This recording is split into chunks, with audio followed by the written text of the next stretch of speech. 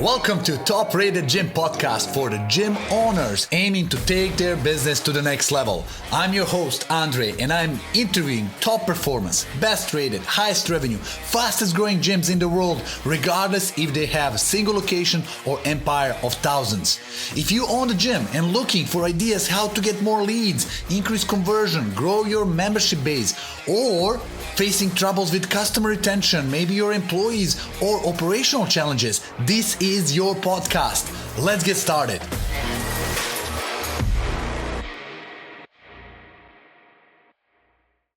Welcome everybody. Today we have an exciting topic and it's about sales. Everybody wants more money, more revenue, more sales, and better retention, right? Today we have an expert to bring on this topic to talk about where the best leads come from, what are the best strategies, tactics to acquire clients, convert clients, and as well to retain. I'm blessed and fortunate that we have Zach Colman, the owner of GymMark today, who is also TEDx speaker, specializing in marketing within the gym space. Zach is CEO. He started his athletic journey as a way for him to grow personally and grow his self-worth as a business owner and dad of three. This experience, coupled with extensive experience in branding and marketing, led him to observe a common trend in how leaders within a gym space approach the way they do their marketing. Welcome to the show, Zach. Thanks for having me on. I appreciate it. Fun talk today. I'm excited. Let's dive into sales topic. This is one of my favorite topics. My God, I love sales. If there's one job I would choose in my company, it would be a sales.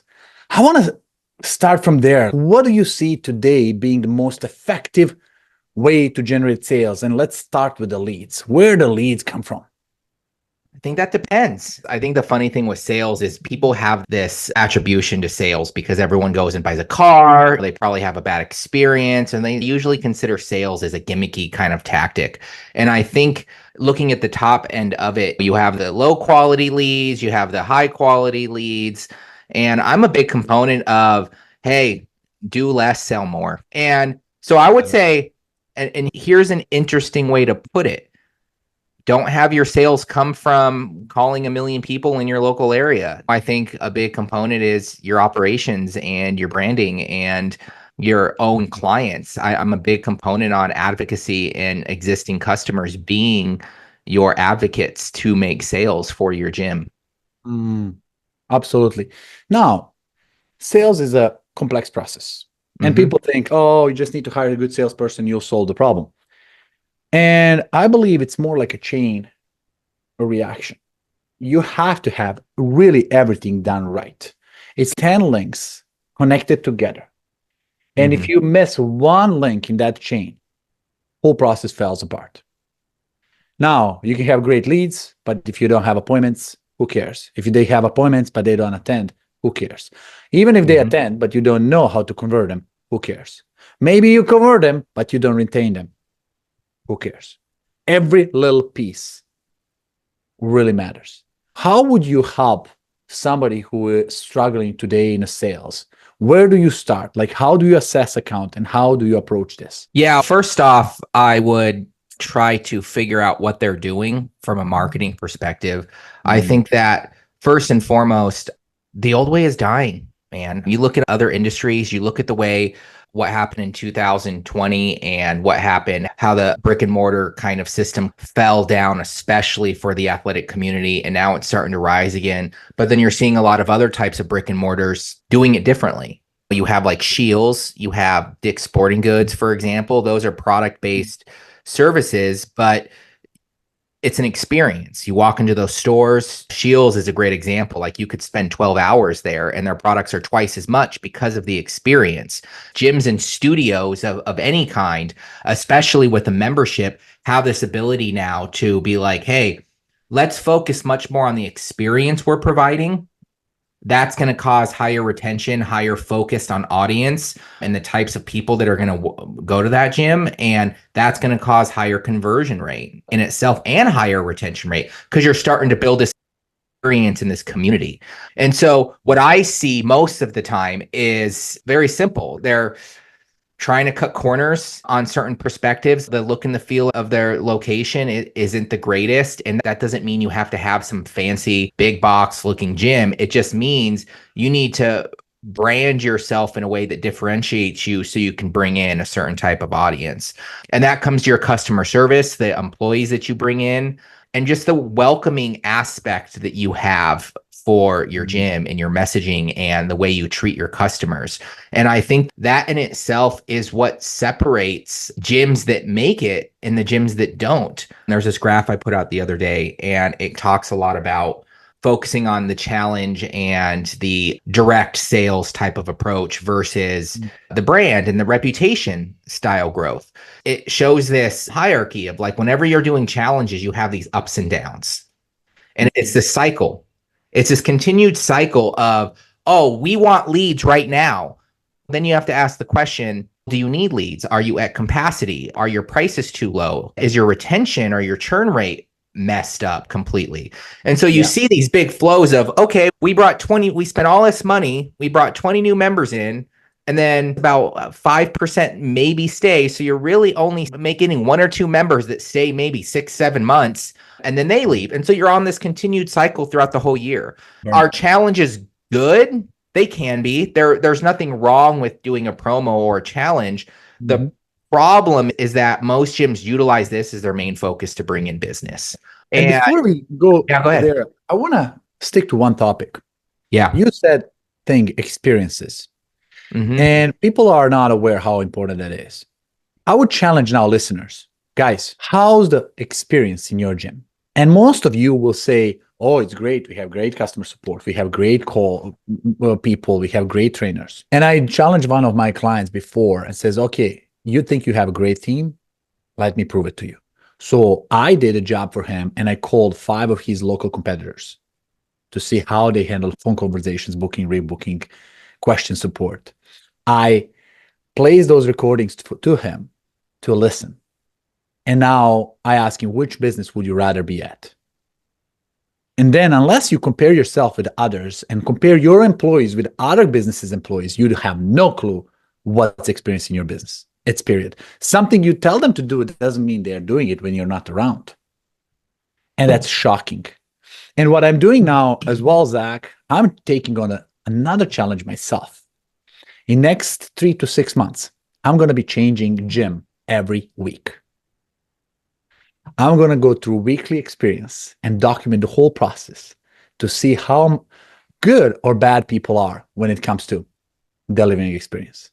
So advice for you, and I don't know if you agree with that or not, go and do mystery shopping. Apply for your competitors to go to their gym and see how they behave, and also do mystery shopping to your own gym. Change the phone number, ask somebody to put a lead on it and see how good your team does it. And then you will know what the heck is going on. Guys, the experience is everything. It's not it's not results. It's a journey.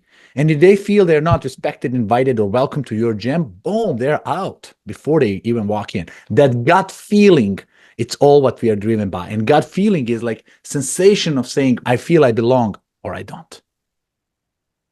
Yeah, I 100% agree. And I think that one of the bigger misconceptions is you just think about team. I think culture is a huge thing. It's a make or break for the gym, but you also have to think about the external experience.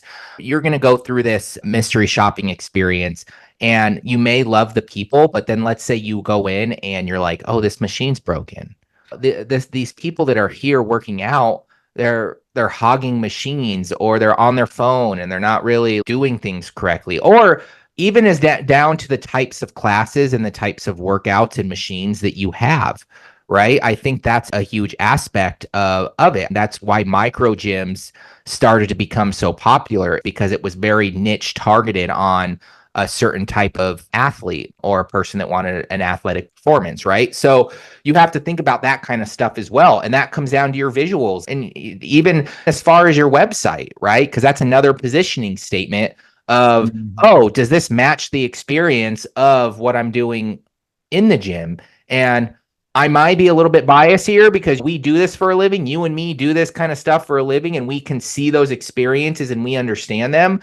But it's very similar if you walk into a gym that's still in someone's basement. It's grungy. It looks like maybe a dude bro gym compared to this nice, inviting, warm color because you're a yoga studio or you're focused much more on wellness. Those things play matter. And I think that the problem is that most gym owners don't understand the importance of experience, but a little bit further, they don't understand how to track the ROI from those experiences. And I think that in itself, it's why most gyms don't really focus on those user experiences, is because they don't really have a way to track it.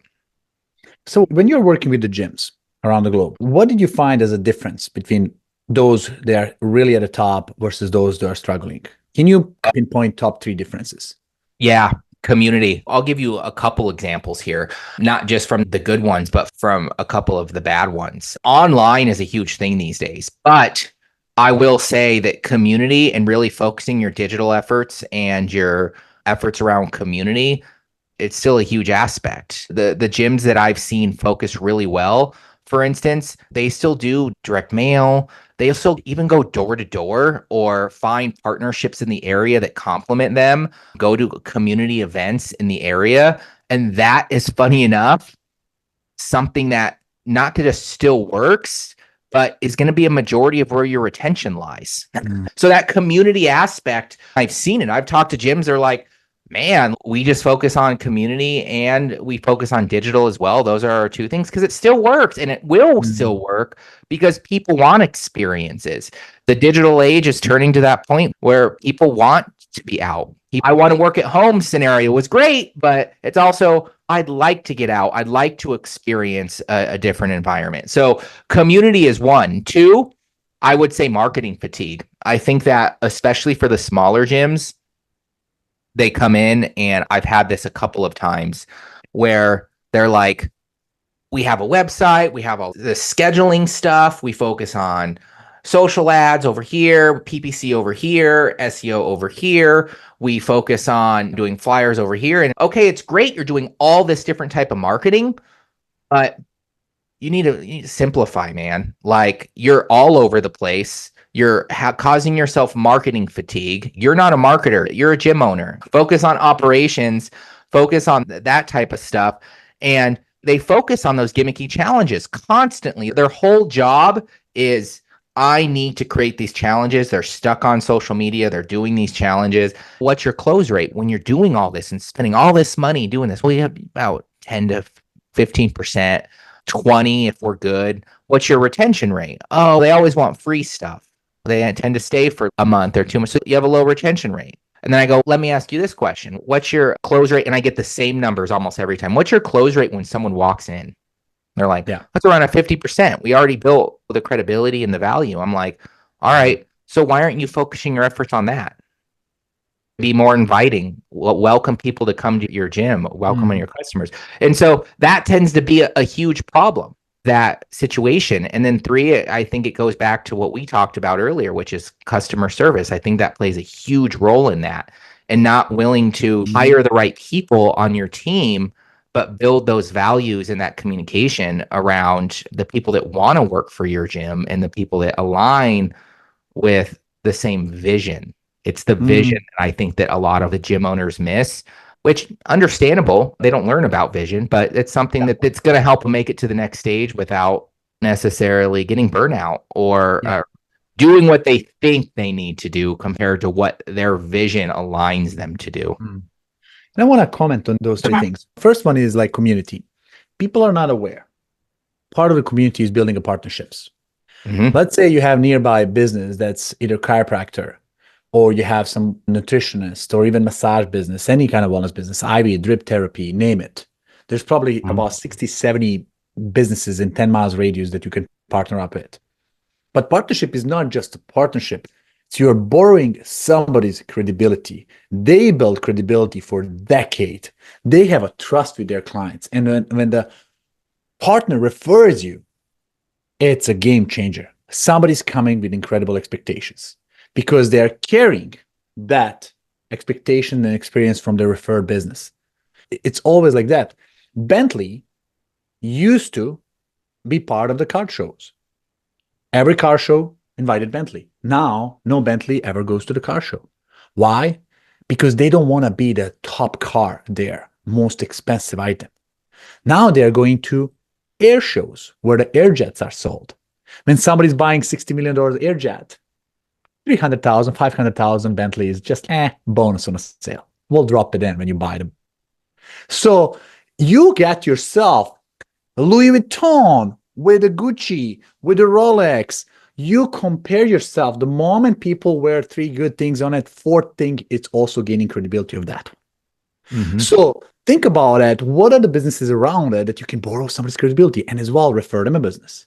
How you can treat those owners, how you can make sure you really deliver it. Guys, community is not something short term. It's a long term. You have first to stay behind it. You cannot fail it. You cannot deliver bad experience. You got to treat them as A players, as a VIPs. And that's how you'll get even more. And on the second topic, when you say marketing fatigue, a lot of business owners don't even get into the business to be a marketing experts. That's not their job.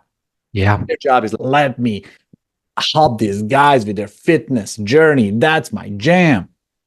But hire the experts or really get yourself immersed. But you'll never be able to be great in all the things. Choose the thing you're great at. If marketing is not your jam, outsource it. Get a right partner to do your job for you. And I want to say for that experience, I don't know if you agree, Zach, but very, very, very first experience starts before they even come to your business. Yep. It's usually either somebody talks about it or they check your website or they go on Google to check you out. If you have a crappy reviews, 3.2 stars, they already have expectations of experience that's not the best. Even Google will not going to like you and push you on the top of the search engine if you have 3 stars. There's 50 gyms nearby. Yep. So your first experience starts before they even talk to you. So think about it. What is there? Audit yourself, audit your competitors. What people see when they want to experience? What's their gut feeling? Look at the pictures you have on your Google profile. Look at the description. Look at the reviews. Look at the reply on reviews. Do you care enough to reply on those reviews or not? That's why I believe, experience is not just when people come and have a workout. No, that's one of the 15 pieces in the chain. It goes way before you start, when it happens, and after it starts. After a completed exercise. It's all about. And to both those questions, the first one, I'll give you a good example because you mentioned, hey, the trust is built beforehand, right? Let's say your studio does yoga classes and you focus on moms. Why aren't you partnering with a local daycare center? That same values, right? That's what it comes down to. So that's a way for you to track your metrics. What are my values? What are the values of this studio? And how do we find related non-verticals that can actually bring in the same type of client? And that's where those values come in. To your second, I'm not going to say I disagree, but I'm going to say I'm going to agree on a much bigger scale. I think that all that is experience. And so when you look at reviews, and when we talk about using digital marketing as community building, I don't talk about, hey, let's just create a Facebook page and get everyone in the Facebook page. No, I'm talking about, hey, where do people find you first? No matter what, it comes marketing fatigue is as simple as, where are people searching for you? Google. A friend tells to ask about you. That review, that's an experience. That is you coming in. That is a positioning tactic on somebody coming in and going, you're right. Like all these people like it. And before they even go to the website. And that's why it's funny to me when I said earlier, when they're like, oh, we do all this stuff on our website. I'm like, probably half the people are actually coming to your website. The other half are more likely searching on your Google My Business and saying, oh, here's pictures of it. Here's the reviews. You need a website, yes, because it helps the Google platform, but it's like your online experience. And so those first people that already have trust are going to see those reviews. They're going to see the replies. They're going to see the customer service based off of all that information. And then they're going to most likely 2 things, call you or be like, you know what? I'm going to drive to that gym and I'm going to go take a look at it because they're going to be there every day or every other day. So of course they'd rather drive. That's me. I'd rather drive somewhere and look at it before I just call and get a membership. That's the beauty of that experience on that stuff. And it's a great KPI to track. When we talk to our clients, they're not marketers, but they need to lead by example. And what I mean by that is don't learn SEO, PPC, Facebook advert. Don't try to bring all that stuff in-house. You're not a corporate franchise that has 100 locations. They have a marketing department. You don't even have the money for a marketing director to manage all these gyms. And so you need to focus on leadership, what is working and what's not. And then at that point, you can go, okay, now I understand this enough that I'm going to find a marketing agency that can help me. I'm not saying you solve the lead issue. What I'm saying is you solve the understanding of it enough that you now can understand how to make it to that next level with the agency that you choose. Because at the end of the day, they are really consultants. They're going to come in and they're going to help you make decisions that work best for you. Even down to if you're just starting out, go door to door, do it yourself. No doubt. You have time of your employees. They're doing nothing in a day. I guarantee you that. So if you have a whole extra time when there's between the classes, between the schedule, something that somebody's doing nothing, deploy it, employ it, put it to work. One thing I always find fascinating, you see a lot of these conversations happen over the phone, either text message or over the phone. And I teach people something in psychology where it makes a huge difference for perception of the phone conversation is if you just smile while you're talking on the phone. See, 70% of our communication is all visual. Body language overwrites everything I say. Audio, it's all tonality, intonation, care. You people can sense it. And then text, words that you say is like 7% of our communication. So when you take out the visual, you're only left with audio and text. Audio being everything, dominating all the conversation. So when people talking to your prospects, do they really care? Can you sense they're focused on that conversation and care and outcome for that person, or they're clicking through the tabs, they're moving around, they're like chit-chatting and thinking like, yeah, not knowing what you want, or they're really fully immersed into conversations about care, sincere care. People feel that. They don't know why. They don't know what's the difference, but the brain goes, oh, I like this person.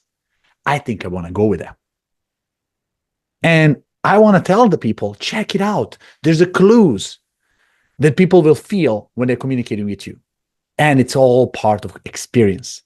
If you have 100 things on your mind and somebody calls up and people feel they're interrupting your business, like how else I'll perceive your business later on? The fact that somebody made a phone call, I'm pissed in the gym's owners today because so many of them don't even pick up the phone call. Like people are calling you and you're not answering. How the heck do you think they'll believe when they need something from you that they'll act on it? I don't know if you're finding that, but I'm not finding they're not picking up the phone. What I'm finding is they're not calling back or following up. That doesn't exist. And then they're like, we're not getting the business. I'm like, are you following up? Well, yeah, we texted them, but they never texted us back, or we did this. I'm like, they gave you the right by submitting a form to get a hold of them. So it's okay for you to, I know this sounds crazy, and I would not do this with every single member, but if you're at a desperate point here where you're like, we need to grow our membership, you have their phone number now, they're local. You can create a $1 to $5 million gym within your 3-mile radius. It's not hard. I'm not going to say it's not hard. Business is hard, but it's a lot easier than companies like ourselves that are in the B2B market that are like, hey, we have the whole world we have to work with here. It's a lot more people we have to market to. Go to their house. It sounds freaky, yes, but go to their house or create a gift or do something. Use an example from different types of companies that could actually make your business stand apart. When I was at the Beyond Active event last week and I was talking, one of the big things I brought up was, look at the subscription box company. You're in here right now selling these products, probably not making any money off it because no one likes to buy promo type stuff or really cares unless they're a real big advocate. You shouldn't be selling this stuff yet. Maybe what you should be doing is partnering with a company where you can take actual stuff that your type of client could use. Let's say this is a great one, a boxing gym. I saw a boxing gym that really only focused on different types of boxing collateral that they could use, right? Create a subscription box, add that $20 membership to the top line of your revenue so you can build profit off of it as well. But that in itself will build a much loyal subscriber, a much loyal member, and then you're giving away the products, but you're also inviting them to think about you on a constant basis. I'm not saying you need to do that. It depends on the type of gym, but start thinking outside the box a little bit on ways you can build community in your local area. And there's so many ways to do that. When it comes to comparing success, Zach, it really comes down to comparing with your own progress. What do you recommend gym owners to track? What KPIs they should keep eye on it and how often they should measure it? Yeah, I'm going to go a little bit more technical in this because I've seen multiple stages of growth within the gym environment, and I've seen different types of personalities / just where they're at in the gym growth cycle that cause plateaus.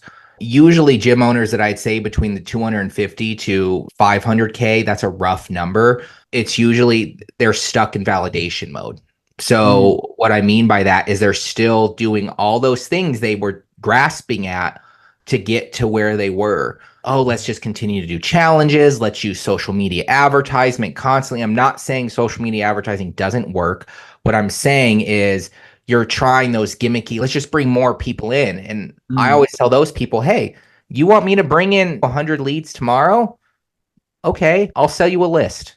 There's your 100 leads. That's basically what you're getting out of that low quality outreach that you're doing. It's the same quality. I'm sorry. So you need to start focusing on quality in a strategy that's actually going to build sustainability. And so that's where I see the starting part being at for a gym is at 250 to 500. That's the mentality I see. And I say between the 500 and a million range, it's culture, team, branding. When I was at the Beyond Active event, the CEO, he was telling this story on stage. He's like, when I was there, we would have salespeople leave. And when salespeople left, what ended up happening was the clients that salesperson brought in would end up leaving as well. It was hard to go from one person to another with these people. And so from 500 to a million, that's where the branding starts coming in. That's where you need to start focusing on not just you as a personal brand as an owner, but start bringing in employees that match your values. That's where it's really highly important. And why?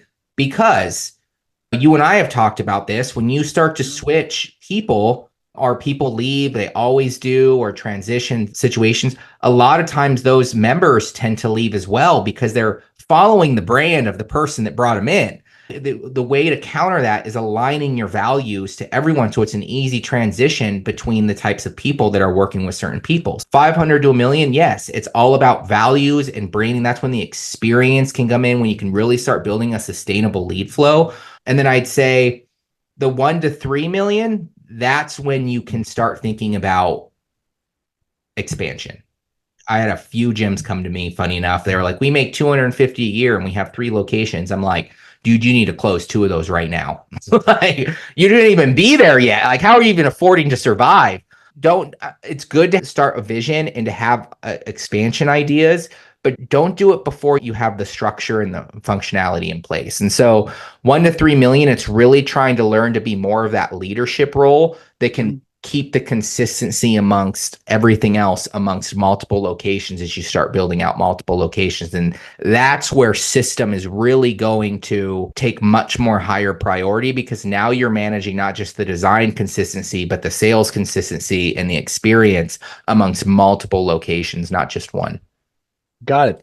And what I want to say is, everybody who's listening, these strategies and everything that you guys hear here are not only for sales related, they're also retention related. If you don't focus on experience, on a quality, you will be on a treadmill all day long, just covering for those churned members with the new ones, and you will never be able to get off plateau. Want to hear a good example of that? Retentions. Sure. It's huge. It's huge in digital marketing. And that's one of the things that I say makes us different. For instance, all of the employees we bring in that write our content, we have one that's a yoga instructor. They understand enough that they can write content based around what the problems of the customers need. And so with that said, we write blog content, for instance, for one of the largest gyms in the United States for all their locations. And it's a retention play. Yeah. Think about it. You're at the gym. It's not like, yes, it's about getting new members, but that's the benefit of it. When new people come in, they see the value, they read the content, they understand. But the existing members now have a place to go where they're like, oh, I want to learn how to do this yoga pose, or I want to learn how to do this. I want to learn how to do that. So utilize your content and your digital marketing strategy as a retention focused play. And don't be afraid to look at it more so as that than looking at it as, oh, bringing new leads in. Because once you do that, the metrics are easy. All you have to do is throughout the year, what's our membership retention, for instance, when we change the intensity of the smell of our gym, or what happened with retention when we changed just these types of classes, or what happened when we started writing content based around helping our existing members do this. Did they stay longer? Did they stay less? And of course, it takes a couple of years to start seeing those metrics come in, but they're great metrics to start, and it's a win-win. And I would say people underestimate SEO and content writing. And put yourself in the shoes of your member. Somebody signs up for yoga and they come in and they have a question. Like, oh my God, my hips hurts when I do this pose. And they might think they are the only ones, and they might think something is wrong with them, and they might stop the yoga classes. However, if you have an article about that, it says, hey, if you're halfway through and you feel certain pains and aches in your body after yoga, this is what you might be experiencing. And then align with them and explain. This is just a simple example, but there's so many examples about how to do it before and after, because every time you solve the problem, you create another one.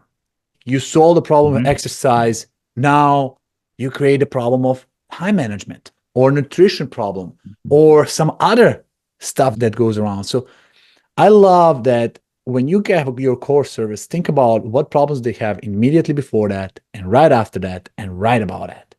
And people will go there, oh, that makes sense. How to pursue your spouse to join you. Question that everybody likes to know. I was trying not to laugh because the first thing I was going to say when you said when the first problem arises, I'm like, it sounds like my wife right now. But it is. I remember my wife wanted to join the yoga, and she was a Zumba person. She likes high energy, high intensity. Like, she is going there and she's dancing. Now she says, okay, I'll try yoga. She went on a yoga class, and literally after walking out, she sat on a bench and she was like, oh my God, this was exhausting. I'm not coming back. And nobody reached out to her. Nobody told her how to prepare for her yoga class. She was very competitive and she wanted to do all out, and she got totally burned out. She never went back. That's the content. You cannot talk to every client all the time, but if you have an article on the page that says, hey, you're coming first time, read this article so you're better prepared. Don't overcompete. Don't overstress. Take it easy. Just enjoy it. And then after the class, send them a text message, email after the class, says, hey, your first one, you might feel like this. That's totally normal. It's going to take a day to cool down. People ignore that communication. And an article that can be easily shared is education for your employees. It's education for your new customers, for existing customers, members, and guess what? Competitive members. Because somebody else will come to you and read. And it's better for them to read on your side because they'll get your brand higher in their eyes and they will switch to you. So if you don't have it, it's not that you're losing twice because somebody else is getting it. I like that. I like that, losing twice. That's a good one. So, man, I got to ask you a question. See, leaders are learners, and definitely you like sales, you like marketing, you like branding. Where would you recommend people go to learn more about this? What is the book or podcast you would recommend somebody reads to get himself knowledgeable about it? I would say podcast, your podcast. I think you have a great podcast for everyone learning this kind of stuff. We also have a podcast called Gym Break, where we talk to visionaries in the gym space that come up with all those visionary type stuff while they're working out. You can view the Gym Break podcast on our YouTube channel. Just search Zach Colman on YouTube. You can find us on there and you can watch that. We really try to go into a lot of different types of scenarios on that cast. We're talking to higher ups in the space. If it become big box gyms, if it becomes CRMs, if it become just personal trainers and what they've learned as they've gone and grown a gym and gone through the stages. And a lot of valuable content on there for people to view and watch. I would overall say I think a lot of people need to read or come across branding books. I think marketing in itself is great. Any recommendation for a particular book? There's The Art of Storytelling, I think is a great one, especially for gym owners. I think that they have a very good opportunity to brand themselves, learning about yourself. And I think that really at the end of the day is, even if it's not a book, it's really just, hey, how do I work on myself to be a better leader? Leadership type books, I think, are very phenomenal books that can take owners in the gym space a very long way. That's awesome, man. And I would recommend you guys, it's an old coach called Tom Hopkins. He's a great sales trainer. If you ever get your hands on that one, recommend all my sales team as well all the time. Cool. Now, let's wrap up. People are now wondering how they can reach out to you. I got to ask you, what would be the best way for people to find more information about you and what you guys doing? Yeah, definitely. First and foremost, I'd say just go over to gymmark.com. Take a look at what we're doing there. If you'd like, there's an option there for you to set up a call with us, and we can have a call consultation on what you're working on and what you'd like to see in the growth of your gym. That's a way you can contact me personally, have a phone call with me. You can also find us on LinkedIn, and just adding Zach/Colman to the search bar, you'll find me because I'm the one that says TEDx in there, because I have my TEDx up there. And 3, if you want to get to know just more about me in general, I'll also give you a link to my TEDx, which is now live. You can put it down in the comments and people can take a watch at that and get to know a little bit about the messages that I'm trying to send over to these gym owners. Awesome. And these links and downloads will be in a show episode's description. So you guys go click and download and connect with Zach. Zach, appreciate having you on the podcast today and having awesome conversation about branding, sales, and marketing. And for you guys, make sure you follow up, click, share with other people who they need help with marketing branding. This episode, it's an incredible opportunity for everybody to learn, and we want a wider audience to be exposed to it. So appreciate you, Zach, for coming on and sharing your wisdom on behalf of all the listeners of Top Rated Gym. All right. Thank you. Thank you for having me on. If you are a gym owner looking to become a top-rated gym in your area, visit topratedgym.com and grab our free 30-day reputation boost. That's topratedgym.com. I'll add it to the show notes for you. Don't forget to share this with your friends. Stay strong, stay motivated, and keep pushing your gym to the top. Until next time, this is Andre signing off.